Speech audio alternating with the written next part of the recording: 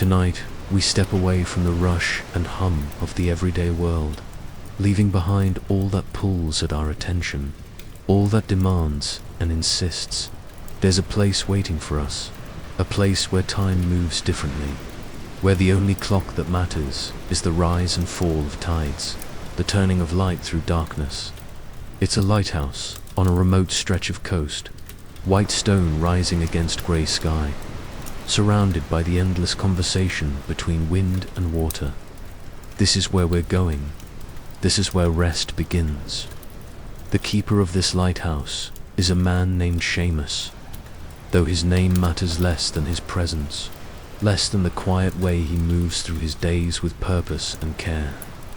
He tends the light that guides ships safely through the night. He watches the sea in all its moods.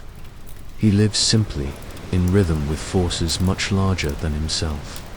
And in that simplicity, he has found something we all need, a kind of peace that doesn't require anything of us except our presence. Tonight, his story becomes yours. You don't need to do anything but listen, to let the words wash over you like waves against stone, gentle and persistent and deeply calming. Outside your window, the world continues its motion, traffic and voices, screens glowing in the dark, all the endless noise of modern life. But here, in this story, there's only the lighthouse and the sea, the turning of the lamp and the faithful return of morning. There's no hurry here, no destination to reach, nothing to solve or fix or understand. Just the soft invitation to close your eyes, to breathe with the rhythm of the waves, to let Seamus show you what it means to tender light through the darkness, and trust that dawn will come. Let the coastal night hold you. Let the story carry you gently towards sleep. We begin now, as the sun sets over the water and the lighthouse keeper climbs the spiral stairs to light the lamp that will burn through the long, peaceful night. Before we step into Seamus's world, take a moment with me. Breathe in slowly, drawing the air deep into your lungs, filling yourself with calm. Hold it gently for a moment, and now release, letting the breath carry away any tension, any worry from the day. Again, breathe in, slow and steady, like the rising tide, and out, like waves retreating from the shore. One more time, in through your nose, feeling your chest expand, your body soften, and out, letting everything go. Good, now we're ready. Now we begin.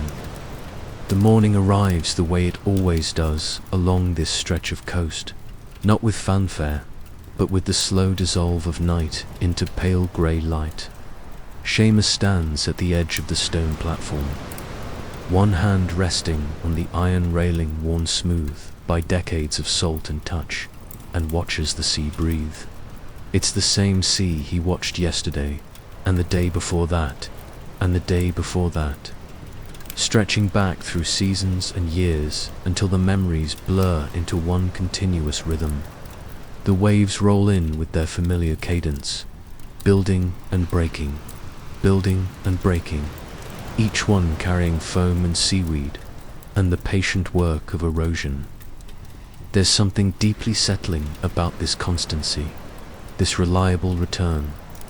The lighthouse keeper has learned, over time, that repetition is not the enemy of meaning. It is, in fact, where meaning lives. The gulls begin their morning calls, sharp notes that cut through the mist hanging low over the water. Seamus inhales deeply, tasting salt and kelp and the faint mineral scent of wet rock. His breath moves in and out, matching without effort the tempo of the waves below. In, and the water gathers itself. Out, and it releases against the shore.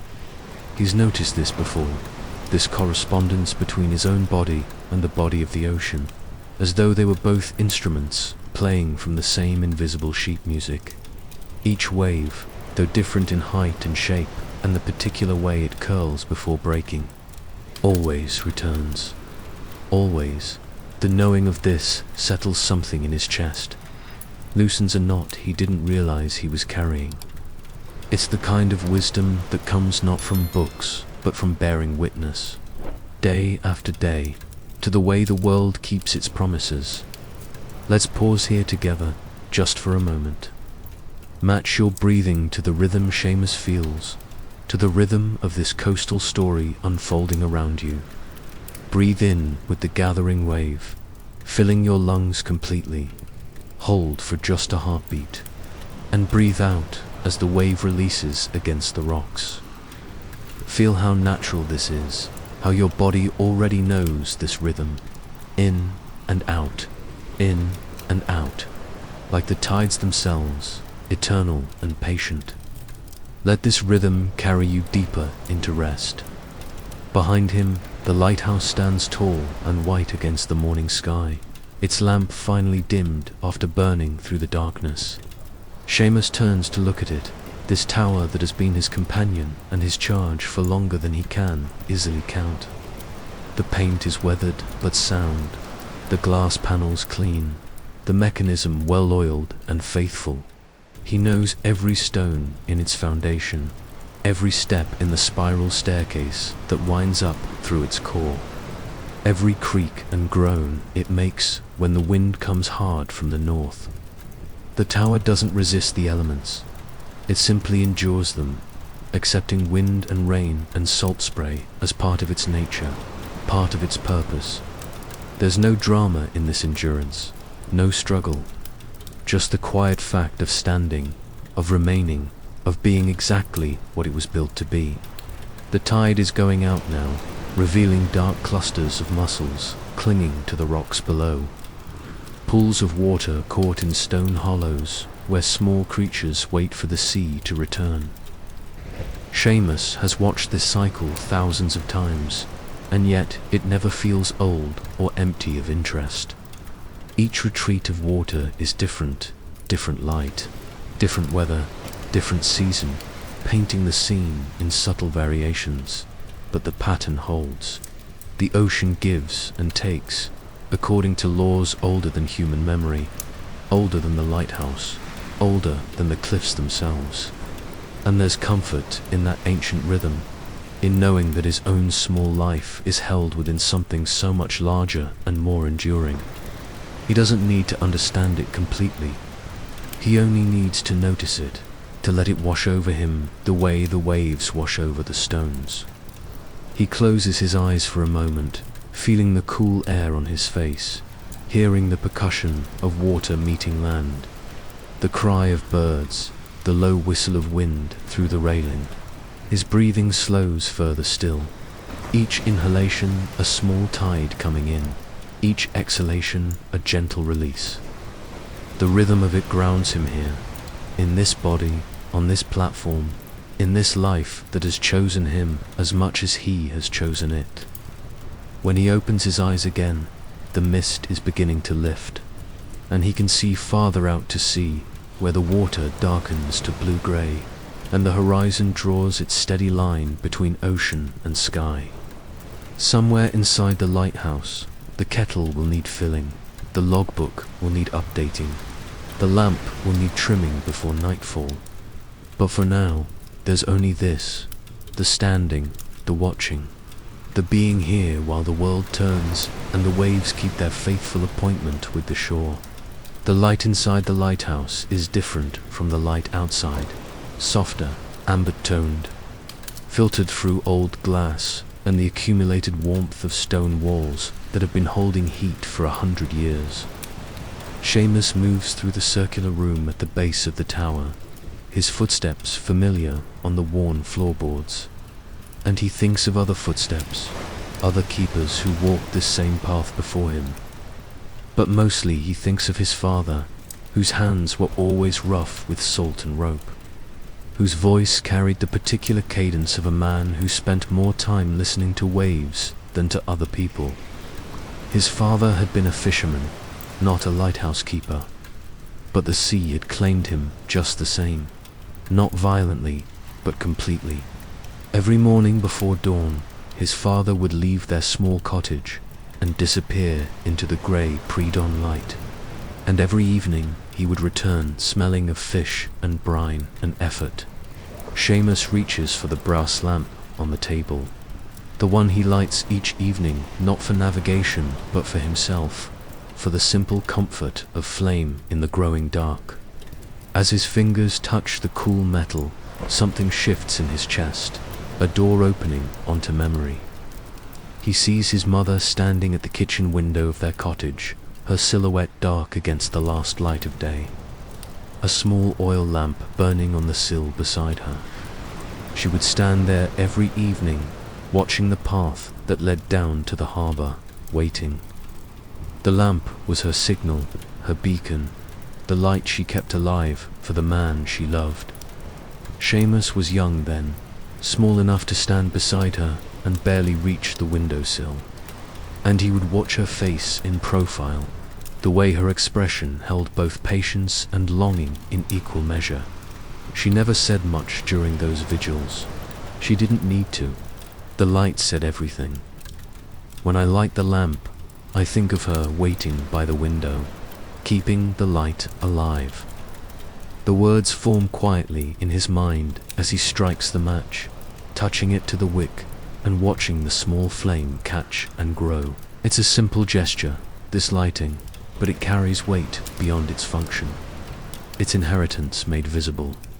Love passed down through the ordinary acts of tending and waiting and holding space for those who venture into dark waters. His mother had never been to sea herself, had never hauled nets or mended sails, but she understood something essential about the relationship between light and darkness, between home and the dangerous beauty of the unknown. She understood that sometimes love means standing still, means being the fixed point that others navigate toward. The flame steadies, casting warm gold across the table, across his hands, across the logbook where he records each day's weather and observations in careful script. Take another breath with me now, letting Seamus's memory wash over you like a gentle wave. Breathe in the warmth of that lamplight, the comfort of home, the safety of being held in someone's patient love. And breathe out, releasing into the softness of this sleep story for adults, this quiet coastal story that asks nothing of you but presence. Let the memory of waiting, of lamplight in windows, of love kept alive through simple gestures. Let it all settle around you like a blanket. Breathe in and out and rest. Outside, the gulls are settling for the afternoon, their calls less frequent now, more languid. Seamus can hear the distant bell buoy rocking on the swells, its tone carrying across the water like a question asked and answered, asked and answered. He remembers summer evenings when his father would return with the catch, his boat riding low in the water, and how his mother's face would transform, worry releasing into relief, then relief softening into joy. There would be the smell of frying fish, the sound of his parents' low voices in conversation, the particular quality of lamplight on their faces as they sat together at the small wooden table. Nothing extraordinary, nothing that would make a story worth telling to strangers. Just the quiet wealth of people who had found each other and built a life from simple materials, work and waiting, bread and lamplight, the daily choice to remain. The inheritance isn't money or property or even this lighthouse, though he tends it as faithfully as any blood relative might. The inheritance is this: the understanding that love is a light you keep burning, even when, especially when, the darkness presses close. His mother taught him that without ever speaking it aloud. She taught him through the lamp in the window, through the way she never complained about the waiting, through the soft relief in her eyes when his father's boat finally appeared on the horizon, and his father taught him to, through the going and the returning, through the way he always came home, through the silent promise that the light would find him. Seamus sets the lamp back on the table, adjusting the wick slightly. and the flame responds with a small flutter before settling into its steady burn, casting shadows that dance gently against the curved stone wall. The change comes first as a shift in the air, a pressure that settles against the skin like a hand placed gently but firmly on the chest. Seamus feels it before he sees it. The way the wind picks up and changes direction, swinging around from the southwest, carrying with it the scent of deep water and distance.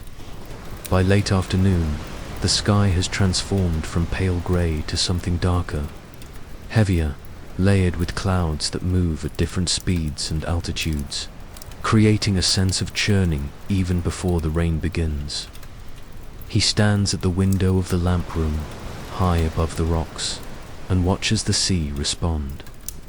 The waves are building now, no longer the gentle rhythmic swells of morning, but something more insistent, more muscular. They rise higher, their crests beginning to whiten and tear in the strengthening wind.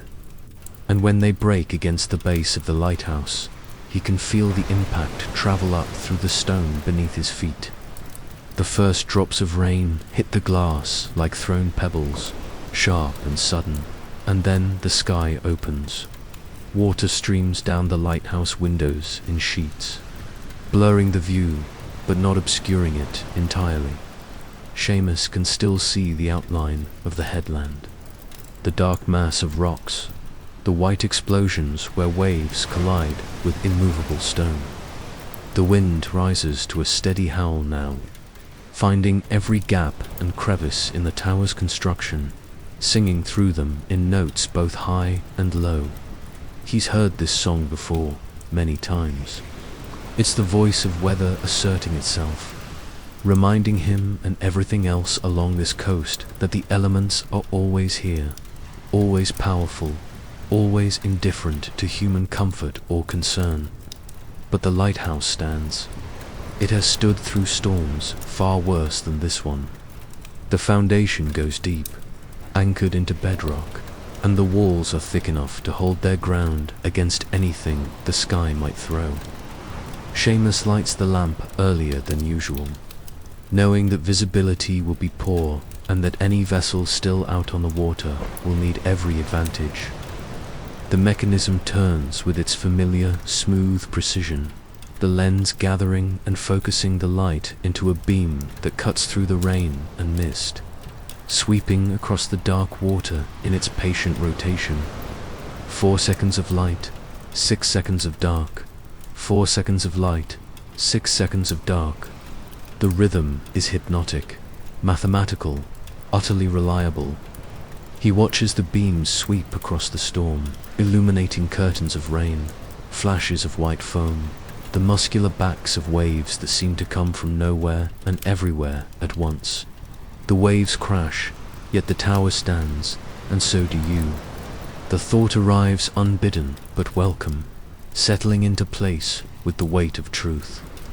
This is what he has learned from all his years here, that storms come, always, and that the proper response is not panic or resistance, but simply remaining, being present, maintaining the light. There's something almost beautiful about the storm's intensity, the way it strips everything down to essentials: wind, water, stone, light. No complexity, no ambiguity, just raw force meeting stubborn endurance. Seamus descends the spiral stairs to make tea, his hand trailing along the iron railing that spirals down through the tower's heart.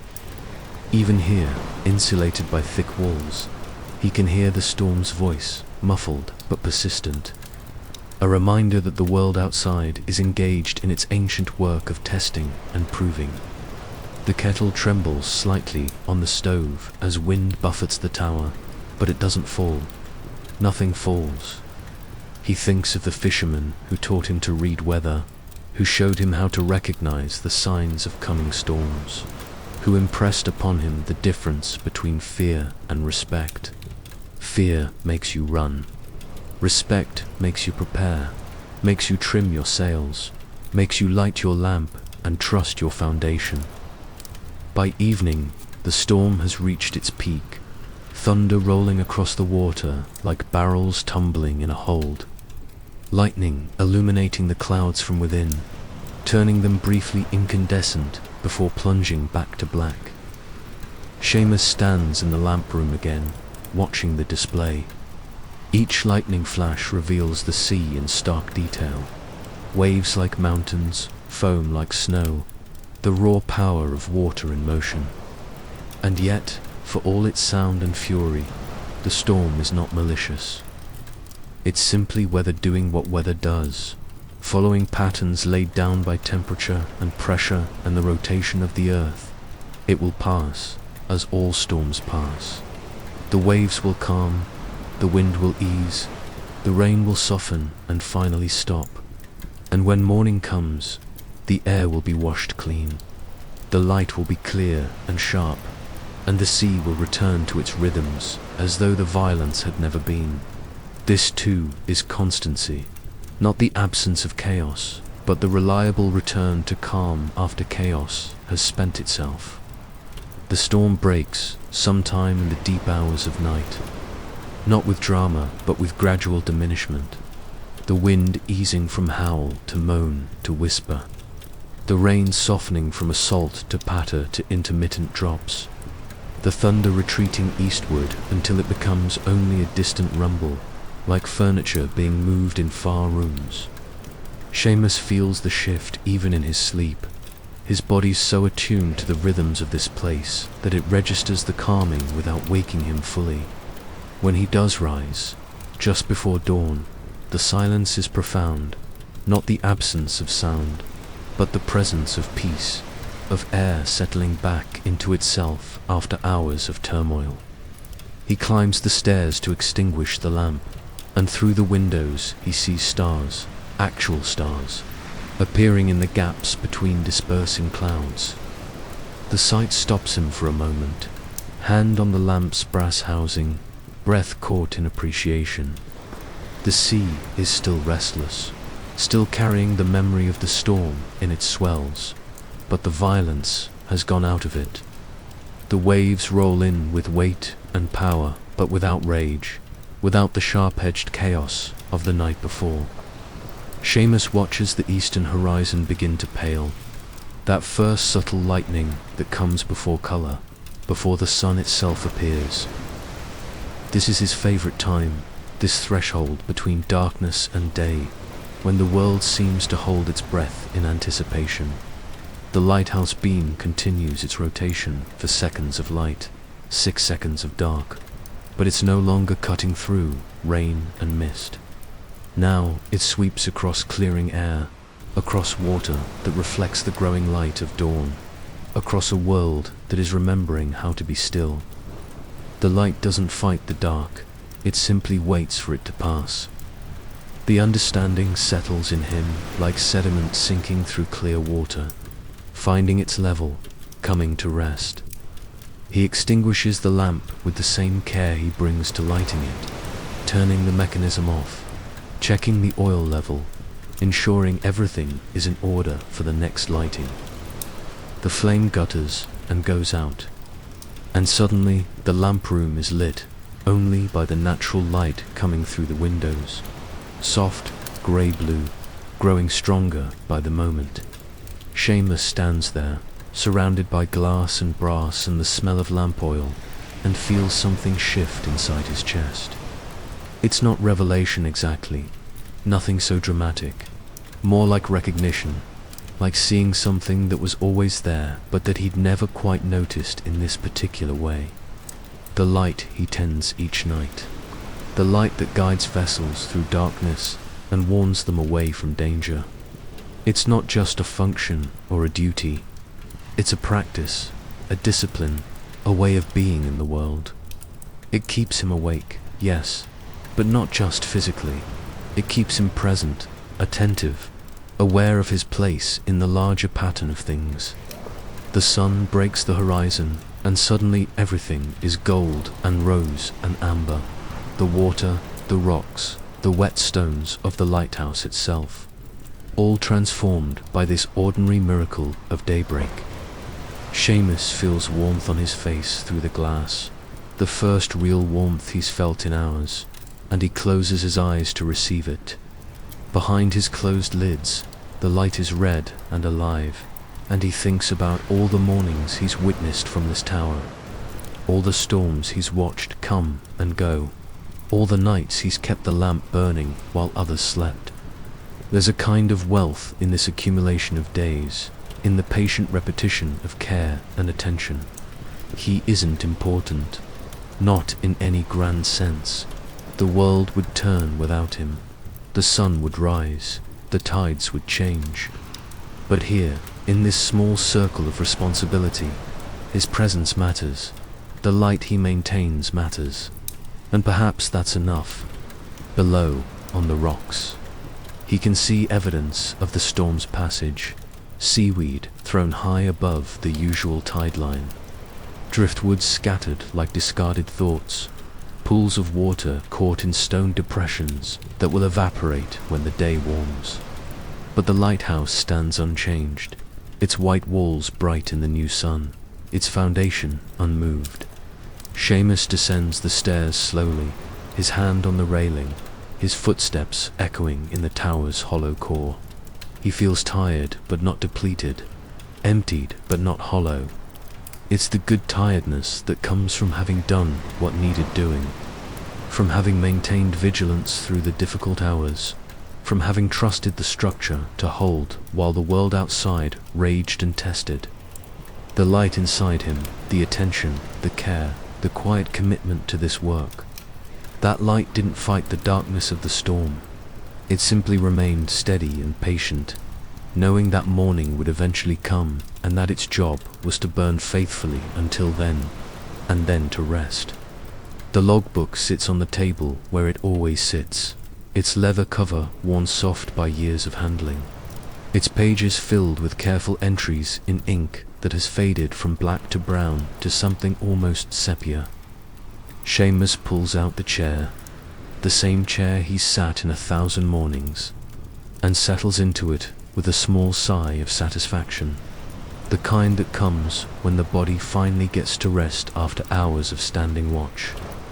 He opens the logbook to the next blank page, uncaps his fountain pen, and pauses for a moment, gathering his thoughts. The morning light slants through the window, illuminating dust motes that drift lazily in the air.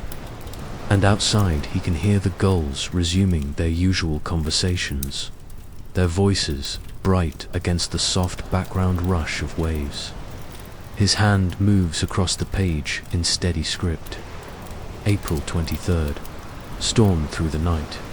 Wind SW gusting to 40 knots.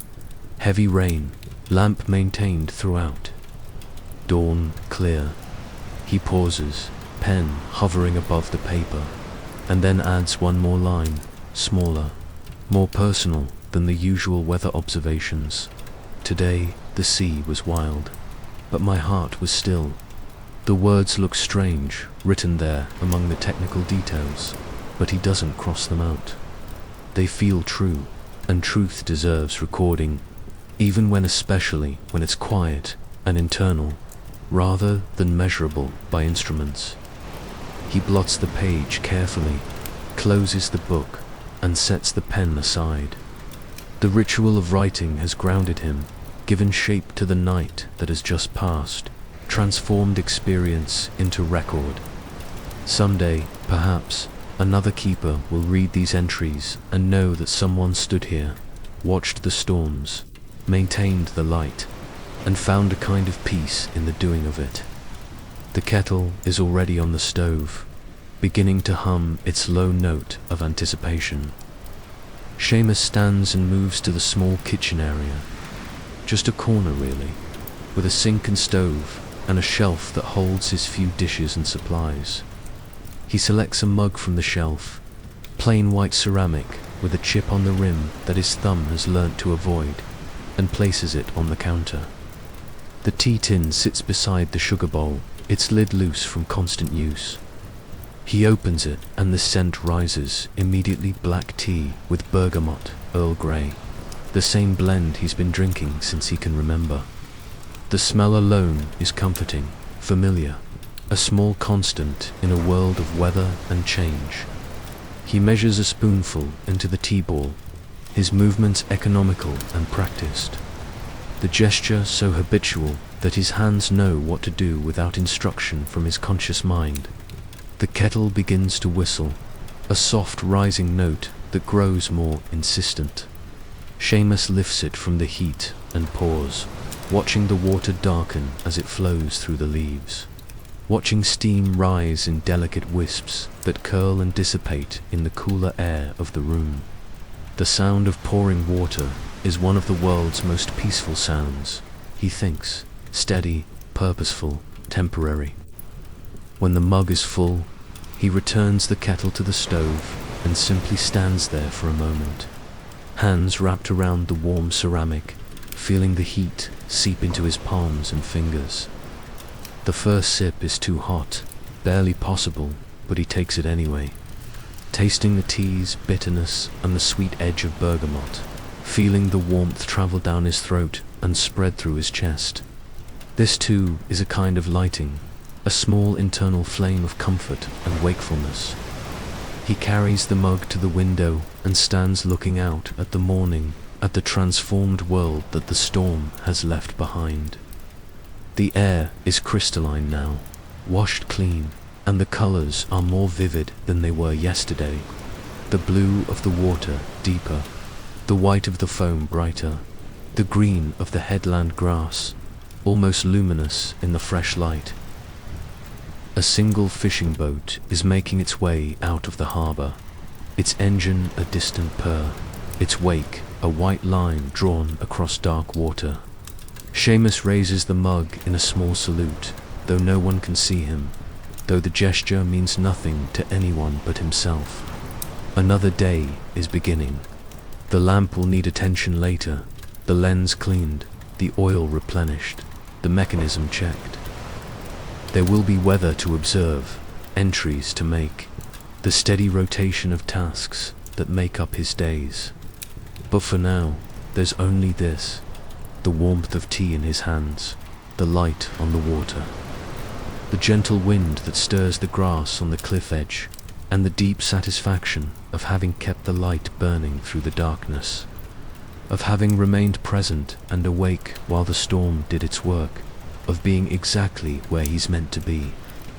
The path down from the lighthouse to the village is narrow and winding, carved into the hillside by generations of footsteps, smoothed by weather and time. Seamus doesn't walk it often, perhaps once a week, sometimes less, but when he does, it feels like traveling between two different worlds. Up at the lighthouse, there's only the elemental conversation of wind and water, stone and light. Down in the village, there are voices and commerce, the small dramas of human life, the intricate web of relationships and routines. Both are necessary. Both are home in their way.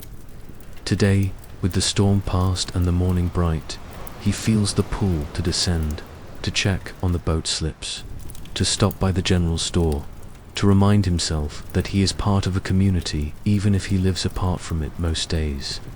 The gulls follow him part way down, wheeling overhead, their calls echoing off the cliff face. He can see the village spread out below, stone cottages with slate roofs, gardens fenced against the wind, the small harbor where fishing boats rock gently at their moorings. Smoke rises from a few chimneys, carried sideways by the breeze, and he can make out figures moving on the main street, going about their morning business.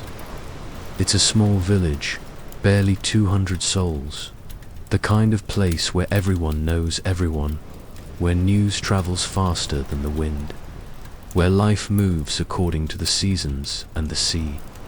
His father grew up here, his mother too. Their graves rest in the churchyard at the top of the hill, overlooking the water they both loved in different ways. As Seamus reaches the edge of the village, he passes Mrs. Brennan's cottage, and she waves from her garden where she's hanging laundry on the line.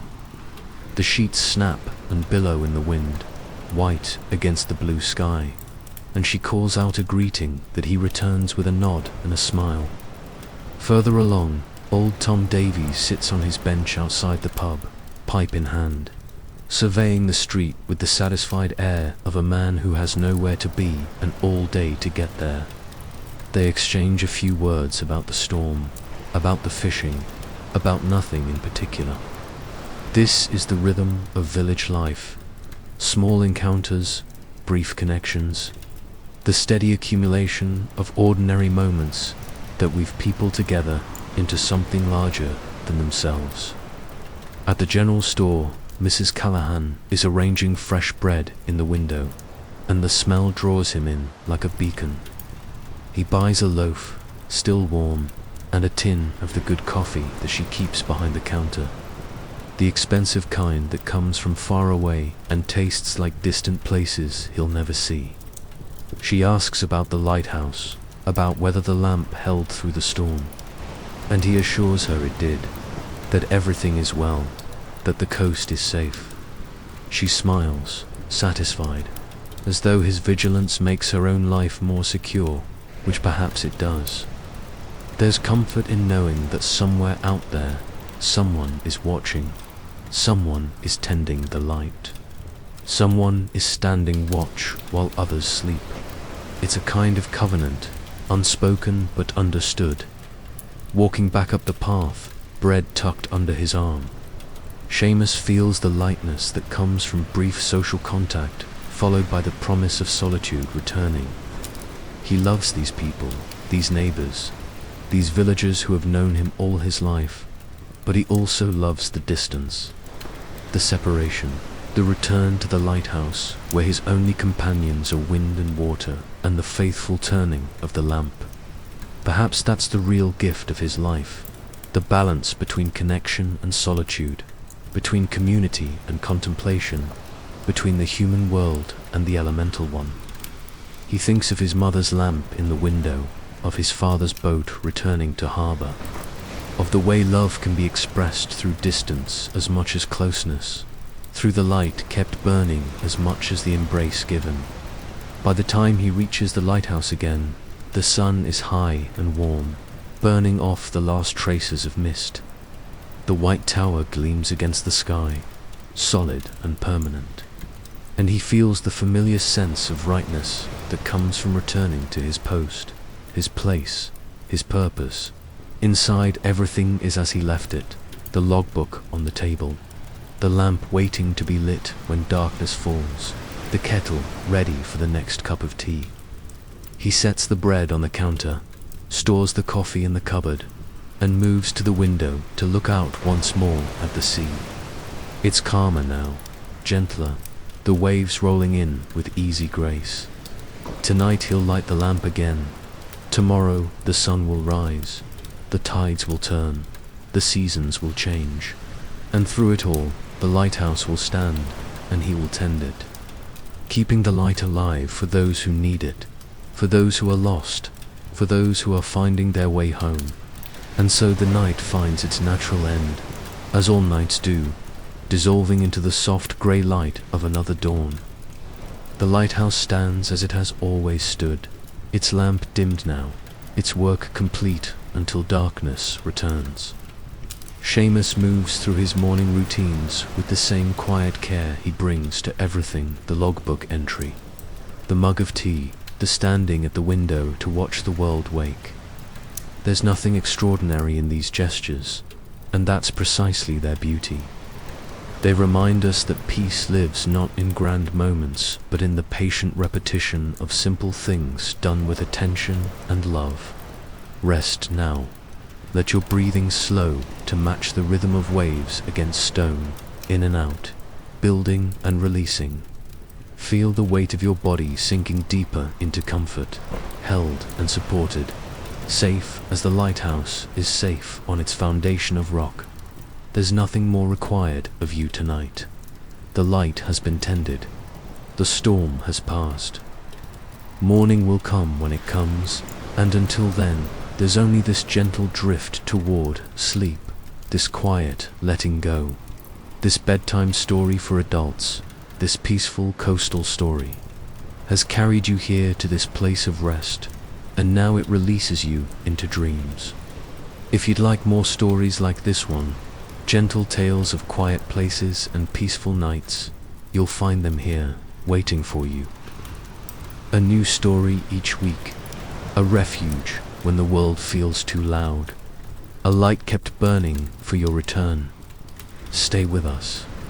Let these stories become your companions in the dark hours, your pathway home to rest. But for now, sleep well. Let the Lighthouse Keeper watch over the night while you dream. Until we meet again, be gentle with yourself, and know that the light is always here, steady and patient, guiding you safely toward morning.